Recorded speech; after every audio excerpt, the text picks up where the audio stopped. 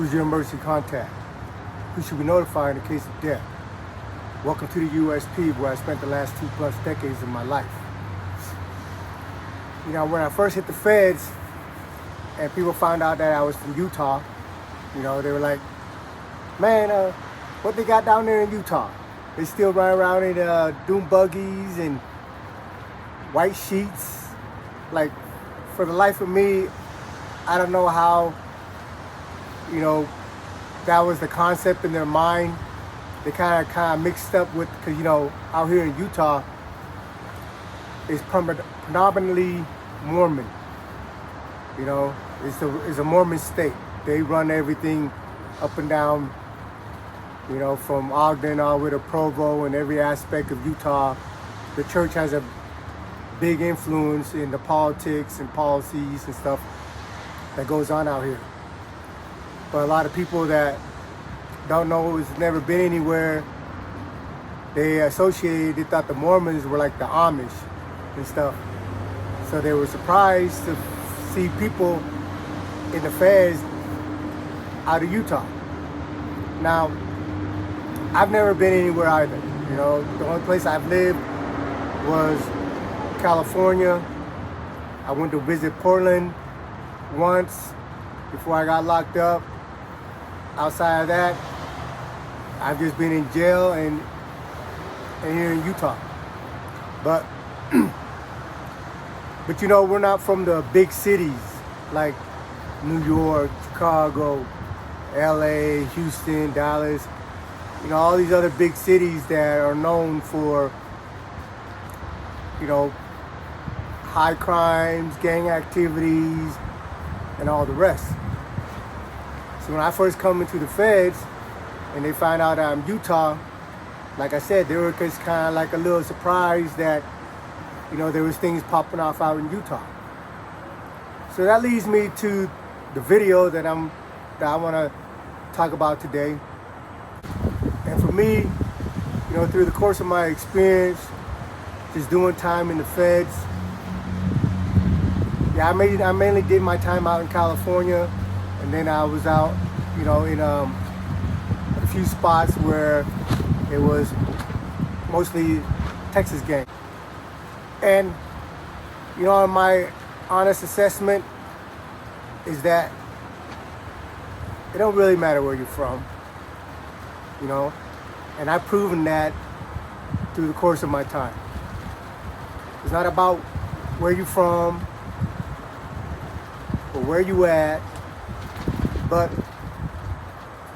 who you are. Because in every organization, you're gonna have gangsters, you're gonna have thorough dudes, and you're gonna have busters. You know, just because you're tatted up, or because you're patched up, and you're part of a crew, part of a prison gang, and all the rest, that doesn't mean that you're certified gangster.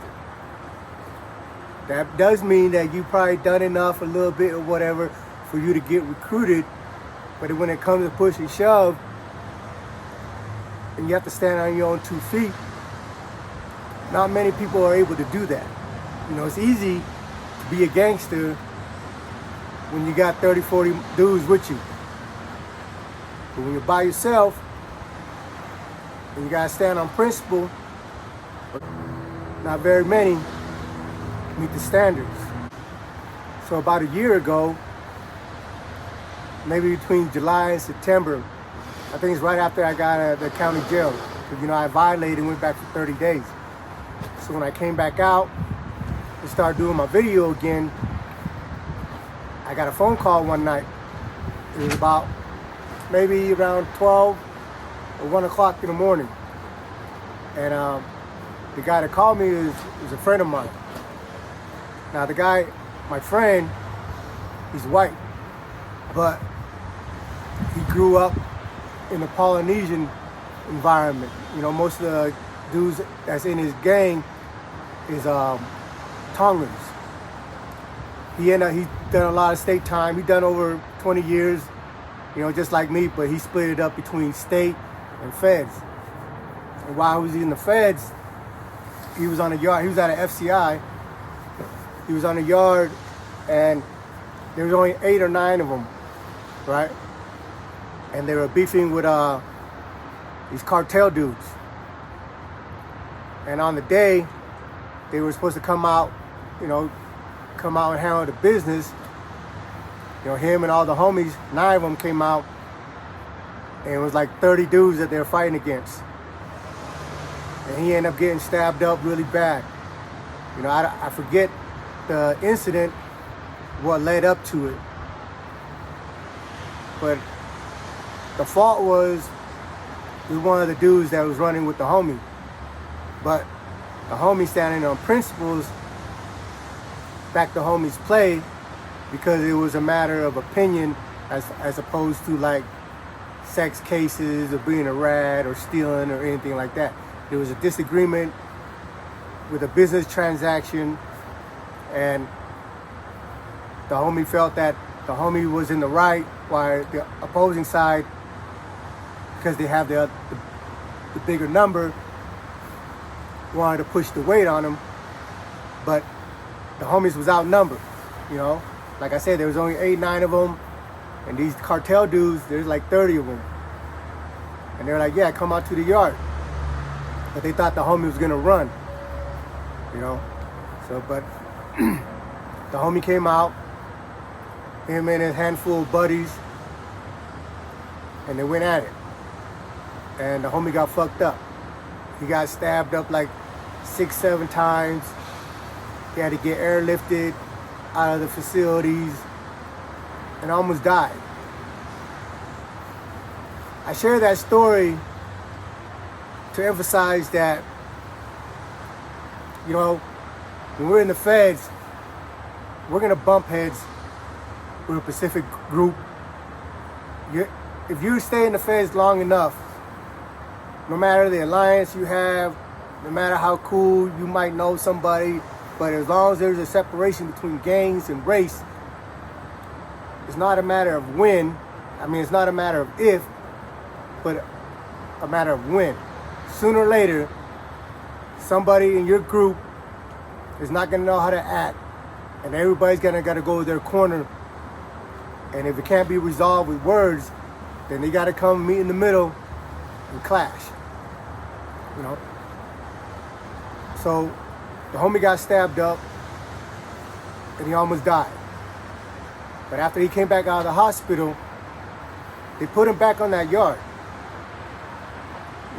And that does happen. If people that are bumping heads or whatever, after the smoke clears, after all your holes get patched up, and they agree like, hey, the situation is squashed, we dealt with it, let's move on, and they can put you back on the yard together. So when he comes back on the yard, the people that he was beefing with came up to him and gave him his respect. Because it takes heart for you to go out there to the yard, outnumbered 3-4 to 1, and get it in. So from that incident, he was respected by the people that he was beefing with. But not only that, that respect level helped him build relationships with these other people, because they know, yeah, these dudes are gangster. This dude's gonna stand up for his, regardless of the situation, regardless of the odds. And from that incident, he's been able to build relationships and rapport with people. He's home now. He's been home for about 10 years already. And, he's doing his thing. He's doing his thing because of how he carried himself while he was in prison. So when he came home, people that knew him reached out to him, knew that he was a thorough dude. And, now he owns a few businesses and stuff. He's doing pretty good. But I tell you that, leading to the story that I'm about to share, was, like I said, I got a phone call about 12 o'clock at night, 12 or 1 o'clock at night. My phone rings, I pick up the phone, and it's the homie. I was like, what's up? He goes, man, what are you doing? I said, I'm trying to get some sleep. What's going on? He said, I got a dude down here from California asking about you. I was like, oh yeah? I was like, what's up? So I guess this dude came down from California. He had the patch, the hand on him, right? He was a made dude. And they came down here, I think, for a wedding. So I guess at that night that they called me, it was like a wedding reception or whatever. And he strikes up a conversation with my homeboy. And he's like, hey man, you know this dude out here from Utah named Mesa? So my homeboy's like, what's up? He goes, man, he's out here on YouTube talking about our politics. He's like, oh yeah? He said, well, I got his number. You can call him right now. So that's when they called me. So I get on the phone with them. I was like, what's going on? He's like, yeah, they got a dude out here from California. He's got the mark on him. He looks like he's official, but he's asking about you, asking about why are you up here talking about their politics and stuff, and this and that. So again, I repeat, I said, so he's watched my videos then, right? He's like, yeah, he's seen some of your videos. I said, well, tell him to go listen to it again. And tell him if there's anything in there that I say that I expose or anything like that. Every story that I share is with people that the situation's already been resolved, it's known, it's documented, and all the rest, right? I said, but not only that, I have the green light. Meaning, before I came home, I let known the people in there my intentions. The people that I have a rapport with, the people I have a relationship with. I say, hey, I want to go out there and I want to share our story. This life that I live, but not just about me, but about all the people that I've met along the way that I feel needs to have their flowers because of the way they conducted themselves through the course of their time. And I repeat again, like, you might not have to agree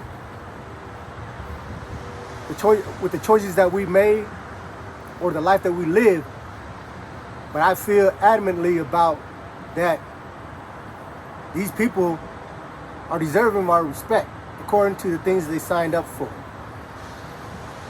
You know, once you're in the penitentiary, you're behind enemy lines. And sometimes you're with a lot of your homeboys, and sometimes you're not. But how you conduct yourself, regardless if you're by yourself or with 100 motherfuckers, is a true indication of who you really are. Because you got some dudes, when they're on the yard and there's only a few of them, they're quiet as a mouse. But then when they get to another yard, when there's more of their homeboys, you know, they're loud as a motorbike. I've conducted myself the same way, regardless if I was on the West Coast with 30, 40 of my homies, or when I'm out in Florence and Beaumont, where there's only 5, 9 of us. I've done what I wanted to do through my whole bid. I kept it respectful. I kept it G. And every yard I've been, regardless of the numbers, regardless of the situation, regardless of who's on that yard, I've always been able to move the way I wanted to move and build rapport with people that are the same caliber. That's why I have friends that are Black Hand members. I have friends that are Nostra Familia members. I have friends that are GDs and Viceroys and Kings and Crips and Bloods and TS and MAs and everyone in between. And these friends, they reach out to me on Facebook or whatever.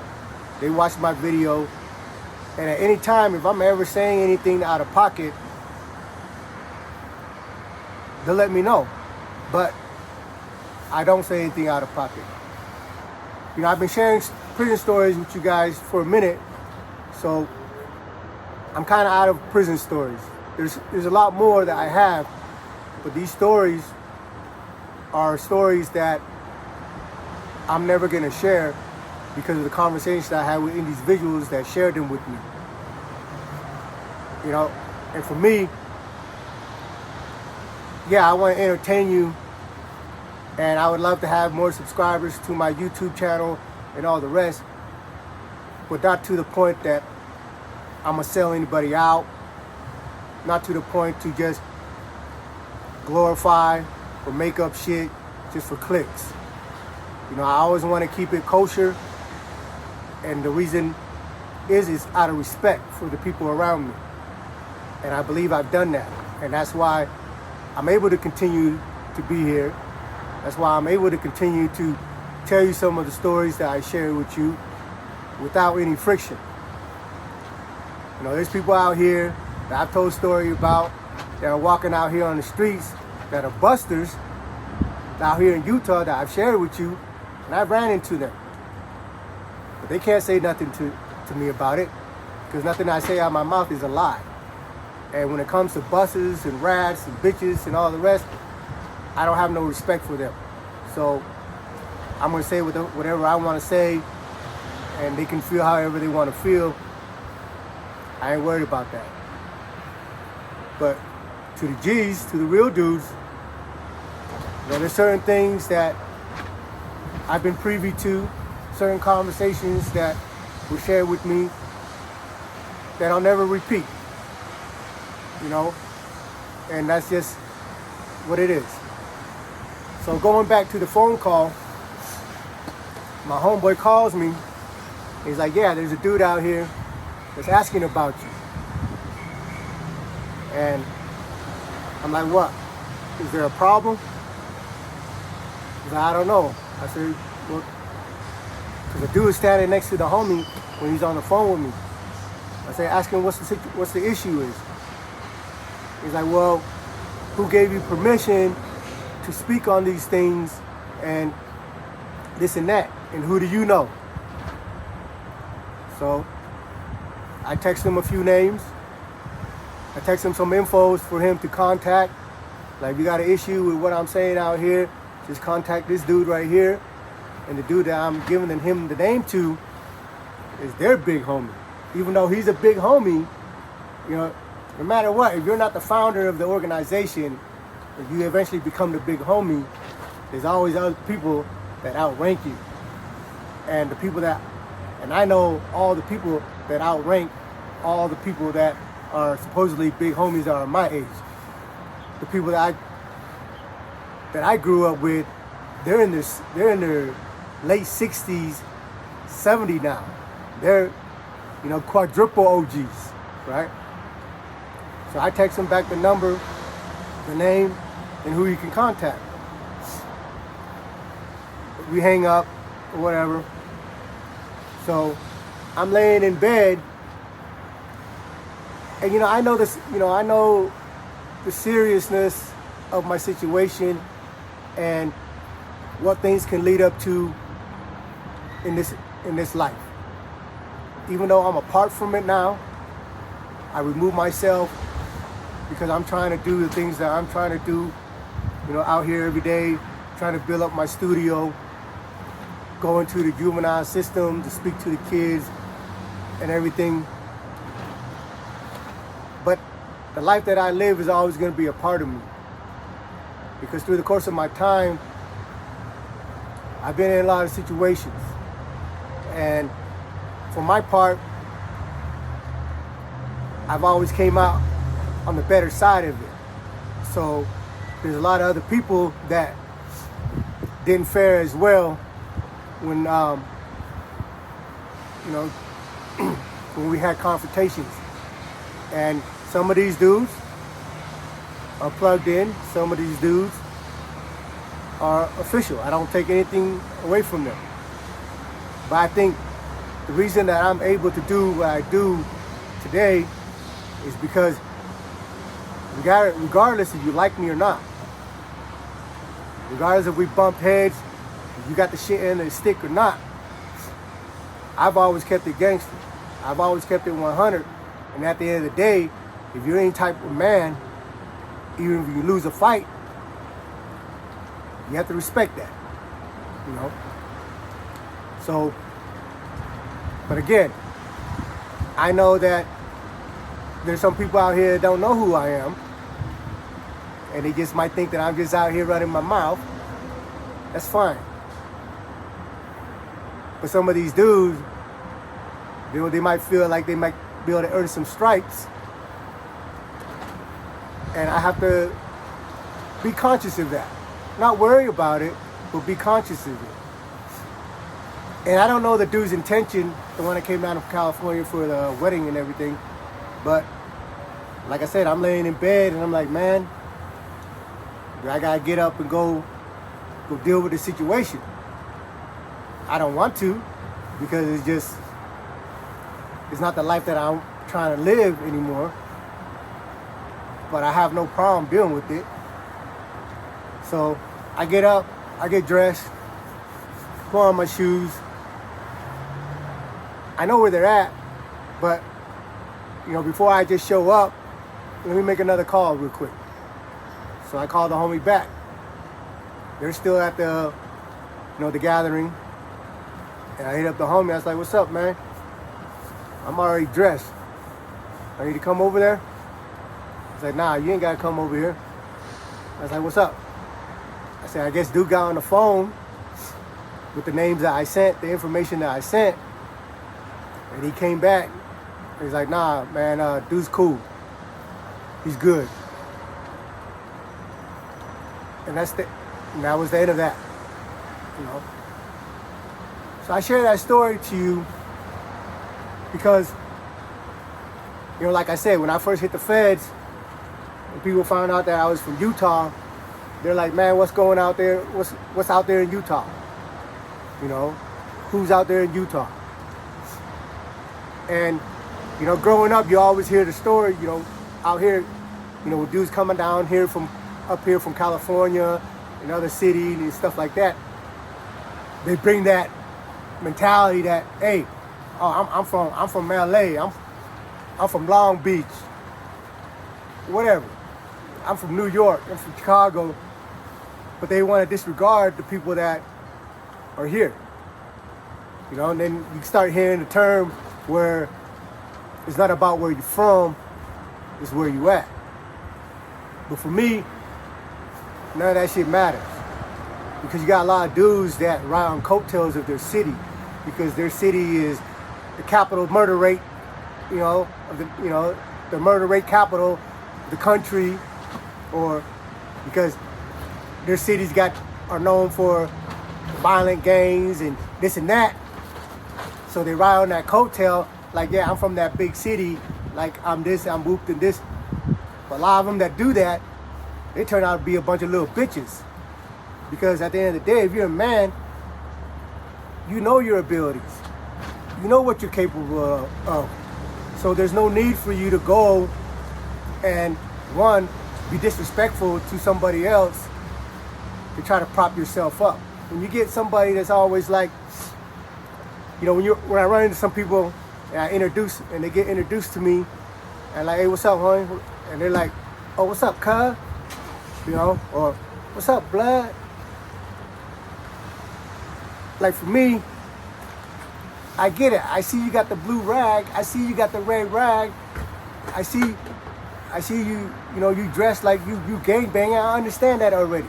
So, but when you're always, hey, what's up, cuz? What's up, cuz? What's up, blood? And all the rest, that's extra to me. You know, that's you still trying to create a persona and an image. So when I meet dudes like that are extra for me, and I can say this through my experience, how I evaluate the situation is that you're trying to put up a persona that you're some type of G and all this, and you might not really be, you know, because in a penitentiary, you meet serious dudes, they don't need to advertise who they are. Everybody in the penitentiary knows who's affiliated who's not. And when they conduct themselves with you, it's always respect. Regardless if they don't know you, regardless if they think you're a lame or some certified killer, it's always respect. Because there's no need for that extra stuff. Because they know in their hearts, they know who they are. They're comfortable in their own shoe. And they conduct themselves with respect so that when it's time to go, when you jump out of pocket, they're gonna punish you and deal with you. But it's the other dudes that are always like, whoop, you know, like them blowfish, blowing themselves up, you know, got that deep bass in their voice, talking, you know, everything is kill this, kill that, fuck this, fuck that, every other word. Those dudes, in my experience, you don't really have to worry about them. Because, like I said, they're trying to project. Because serious dudes, again, they're always going to conduct themselves with respect until it's no more respect is deserved. And then after that, it's what it is. So I say, again, it don't matter where you from, man. And it don't matter where you at. Everything is always about who you are. There's a lot of hoods out here that don't get along with me. I can walk into any neighborhood. Why? Because I conduct myself in a respectful manner. And out here in the valley, there's a lot of beefs out here between these different neighborhoods and different locations and stuff. But I'm grateful that I'm able to be invited to all these different places and come through. And the reason I'm able to do that is because I've always conducted myself with respect. And I respect those around me until they're not deserving of it. Welcome to the USP.